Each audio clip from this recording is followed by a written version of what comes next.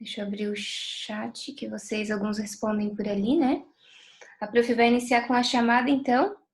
Se vocês verem, de repente, que alguém entrou depois que eu já chamei, aí vocês me avisam, por favor.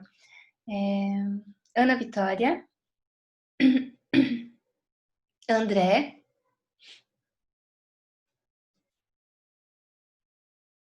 Anthony. Ô, professora, Oi. o Anthony não vai entrar hoje porque ele foi ajudar o pai dele no trabalho, daí não vai conseguir entrar. Ah, beleza. Obrigada por avisar, querido. Avisar. Ele sempre tá, né? Ele entra toda a aula certinho. Bruna. Caio.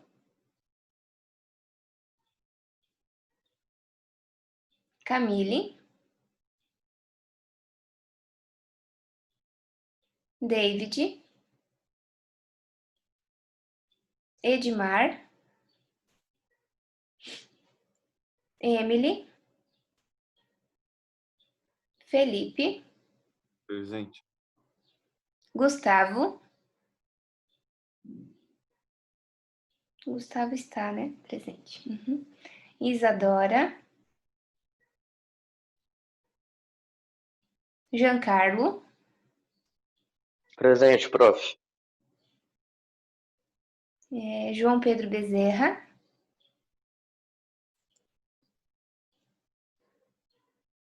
João Pedro Custódio.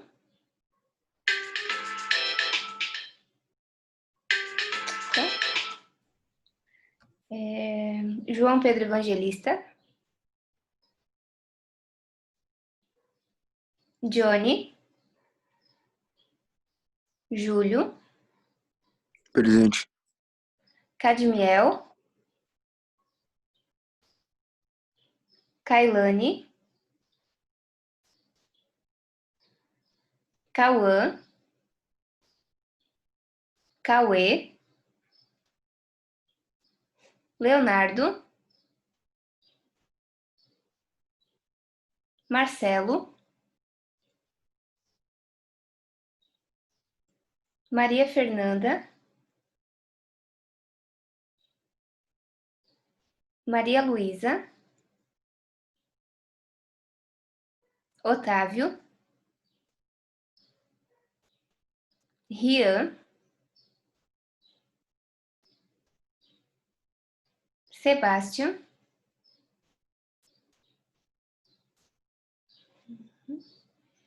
Vicenzo. Vinícius. E Yuri. Presente. Muito bem. Então, pessoal, hoje a prof vai pedir para vocês... Só um pouquinho, tem alguém entrando. Custódio, deixa eu arrumar aqui só, rapidinho. João Pedro Custódio.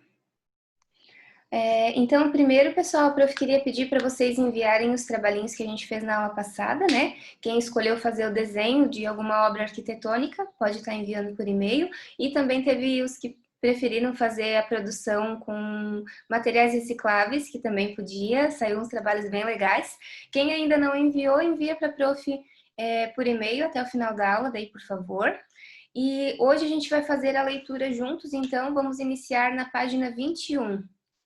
A Isadora está entrando agora também. Prof, só uma dúvida em relação ao trabalho. Sim. O trabalho que eu mandei, eu fiz uma técnica de sombreamento. Sim. Tudo bem esse de sombreamento? Tudo bem, não tem problema, querido. Beleza. Tá ótimo. Tanto faz, né? Se você faz o acabamento da pintura com o lápis de cor ou com o 6B, Sim, né? porque Sombreando. geralmente algumas obras arquitetônicas não têm pintura. Isso, só a luz e sombra, né? Não tem problema. O que importa eu só não gosto quando faz só o desenho e deixa tudo branco, mas se você colocou um pouco de sombra, né? A prof viu, ficou show assim, tá ótimo sim. Tá? Já tá certo aqui a gravação. A Isadora, a prof arrumou agora aqui na chamada e o João Pedro Custódio, a prof também já arrumou. Se mais alguém for entrando, qualquer coisa vocês vão falando para a prof. Vamos começar a leitura então agora aqui na página 21. Vamos fazer a leitura juntos. Alguém quer iniciar a leitura para a prof? Ali no Teatro Grego, um lugar para ver e para ter visões. Eu posso ler? Por favor. A partir do século VI a.C., começaram a ser organizados festivais teatrais em edificações construídas com o intuito de serem suportes para a comunicação com os deuses, constituindo-se, assim, em parte da arquitetura religiosa. Muito bem, então aqui nas fotos, né, Teatro de Dionísio em Atenas e Teatro de Dionísio na Acrópole de Atenas, as duas imagens, né, das fotografias que a gente tem aqui abaixo. Alguém quer continuar no próximo parágrafo? Na Grécia Antiga ali? Não? Só antes de continuar, deixa a prof arrumar aqui. O Caio entrou agora. E o João Pedro Bezerra entrou agora. E o Anthony também está entrando. Muito Bom dia, professora. bem. Bom dia, Desculpa, tudo demorei. bom? Tava ajudando meu pai no Sim, negócio o daí. colega já tinha avisado. Tudo bem, querido. Que bom que conseguiu participar ainda, né? O Leonardo também. Deixa a prof já ir arrumando aqui.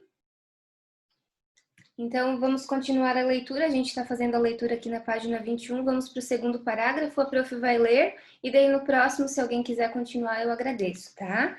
Na Grécia Antiga, os teatros eram comumente construídos na encosta das montanhas, a fim de aproveitar o efeito acústico desta. O formato semicircular permitia que a audiência escutasse os sons de forma amplificada naturalmente, algo essencial em um teatro a céu aberto, que não contava com os recursos sonoros sofisticados de que dispomos atualmente.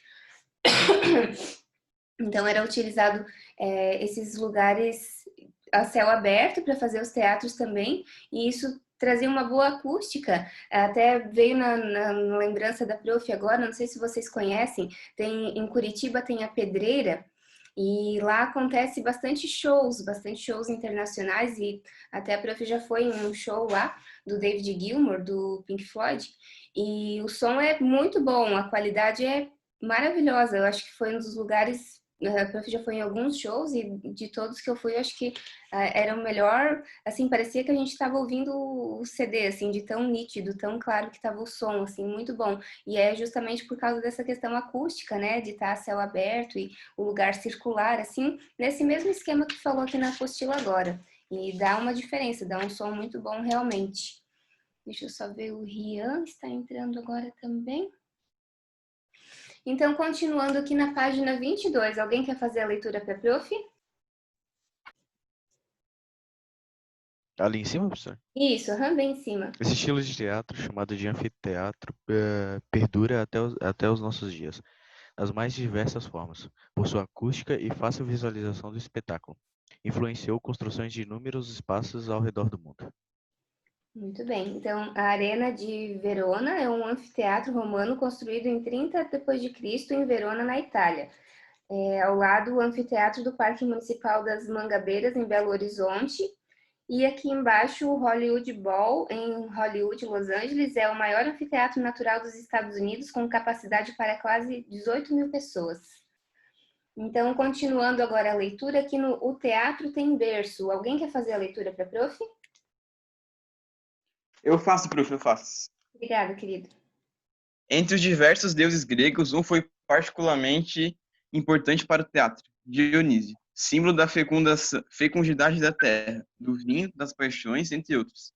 Esse deus era homenageado em festivais religiosos em que se cantavam poesias líricas chamadas ditirambos, executadas por um coro formado por homens com máscaras e fantasias de sátiros, uma vez que a participação das mulheres era proibida. Eles cantavam, narravam, dançavam e tocavam instrumentos. A recitação do ditirambo era feita pelo coro de modo uníssono para comentar uma ação. Continuo? Pode continuar. Em 534 a.C., no entanto, uma grande mudança ocorreu na forma de narrar, por iniciativa de um homem chamado Téspis. Durante o festival em Atenas, a grande Dionisíaca,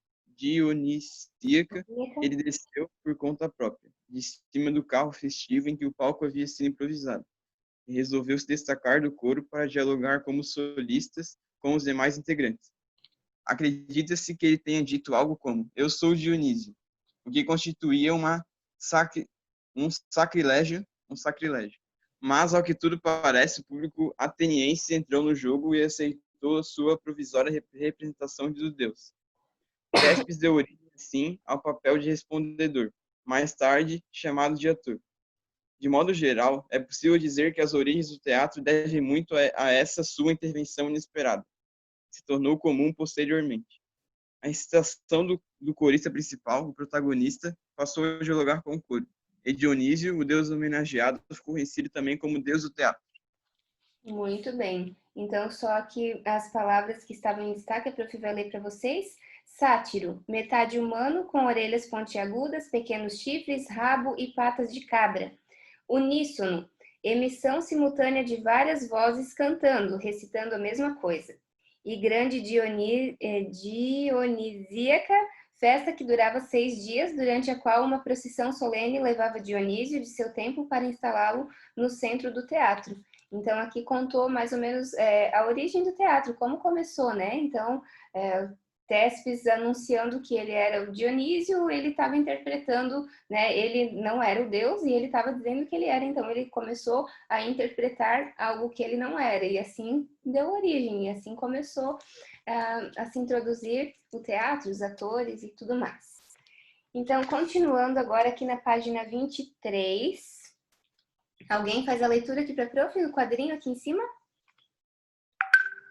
Eu posso ler. Por favor.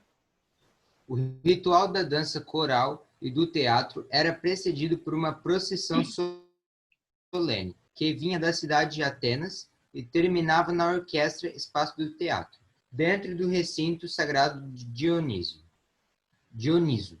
O clímax dessa procissão era o carro festivo do deus, puxado por 2 sátiros, uma espécie de barca sobre rodas, carros navais, que carregava a imagem do deus ou, em seu lugar, um ator coroado de folhas de videira. O carro-barca recorda as aventuras marítimas do deus, pois, de acordo com o mito, Dioniso, quando criança, fora depositado na praia pelas ondas do mar, dentro de uma arca. O deus, ou o ator, no carro-barca, senta-se entre 2 sátiros flautistas e segura folhas de videiras nas mãos, conforme os pintores de vaso do início do século VI a.C. mostraram em inúmeras variantes. Assim, sem dúvida, Tespes se apresentou na Dionisíaca de Atenas, usando uma máscara de linho com os traços de um rosto humano, visível à distância por destacar-se do coro de sátiros, com suas tangas felpudas e cauda De cavalo, muito bem. A expressão da máscara. Alguém quer fazer a leitura para a prof?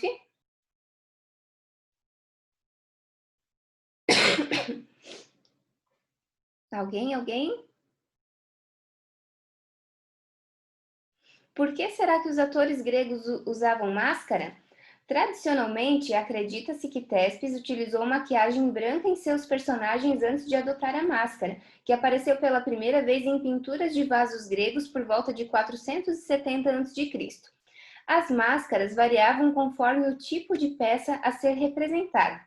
Em comédias, gênero teatral grego, as máscaras geralmente apresentavam expressões grotescas ou exageradas, ao passo que, nas tragédias, elas frequentemente apresentavam expressões faciais distorcidas pela forte carga emocional, dor, ira, etc. Os membros do coro usavam máscaras idênticas. Então, aqui tem alguns modelos, né, algumas imagens de máscaras greco-romanas dos gêneros de tragédia e comédia, de diferentes períodos. Então, através da expressão, a gente consegue identificar o que é de cada gênero, né? Então, vamos lá finalizar a nossa leitura aqui na página 24. Alguém quer ler esse parágrafo para a prof? Alguns estudiosos? Alguns estudiosos acreditam que as principais figuras dramáticas vestiam máscaras diferentes para refletir as alterações do estado emocional dos personagens. Mas atualmente essa teoria é criticada, pois as características das máscaras gregas antigas são vistas não como forma de registrar emoções passageiras, mas como uma maneira de revelar a natureza do personagem, seu status social, que é de caráter imutável. Havia máscaras para reis, escravos, cozinheiros, parasitas sociais e etc. No entanto, quando o número de atores era pequeno, normalmente de 1 a 3, eles tinham de colocar diferentes máscaras, a fim de desempenhar funções distintas. No teatro grego, os atores eram todos homens e a máscara era usada para que também pudessem atuar nos papéis femininos. Então, eles não tinham muito figurino, era através da máscara que eles faziam essa diferenciação de um personagem de um gênero para o outro, né? E expressões e tudo mais. Em geral, as máscaras eram feitas de linho, de madeira ou de couro. E, em alguns casos, de cabelo humano ou de pelo animal. Os olhos eram desenhados, mas no lugar da pupila do olho havia um pequeno buraco por meio do qual o ator enxergava. Com o passar do tempo, os personagens principais do teatro grego foram assumindo uma aparência mais imponente, graças à utilização de botas com um solado cada vez mais grosso, kotornoi em grego, bota usada nas tragédias que deu origem à palavra coturno, e de máscaras maiores, o que facilitava a visão de quem estava nas últimas filas das arquibancadas. As máscaras foram ampliadas principalmente pela inclusão dos chamados oncos, uma massa de cabelos na parte de cima da testa que podia variar em altura de acordo com a posição social do personagem. Servos e arautos, por exemplo, figuras do menor status, usavam máscaras sem os oncos. Essa espécie de peruca foi introduzida por volta de 300 a.C., tornando-se cada vez mais estilizada ao longo do tempo, até que passou também para a parte de trás da cabeça. Então, aqui contou um pouquinho do início, né, do teatro, das máscaras, dessa introdução desse mundo, né? E a sugestão de atividade na sequência do nosso fazer artístico é uma atividade muito legal que a prof fez na escola quando a prof era criança, e eu tenho na memória até hoje, e isso foi uma das aulas de artes mais legais que eu lembro que eu tive na vida, assim. Só que isso a gente vai ter que deixar para fazer pessoalmente, eu não tenho como pedir para vocês adquirirem materiais diferenciados agora e colocar vocês fazerem sozinhos, um auxiliando o outro que a gente precisa, porque é com atadura gessada, com creme, coisa, a gente vai fazendo assim a máscara, né, com o formato do nosso rosto e depois ela seca, ela fica realmente assim engessada, né, fica durinha, e daí depois a gente personalizaria com tinta. Se alguém quiser se atrever e tentar fazer, ótimo, manda depois para a prof. Mas senão eu vou ter que deixar para fazer, né, assim como atividade avaliativa para que todos façam, eu vou ter que deixar para a gente fazer pessoalmente daí juntos. Tá? Mas quem quiser, fica à vontade, se fizer, com certeza vai ficar lindo e a prof vai ficar contente de ver.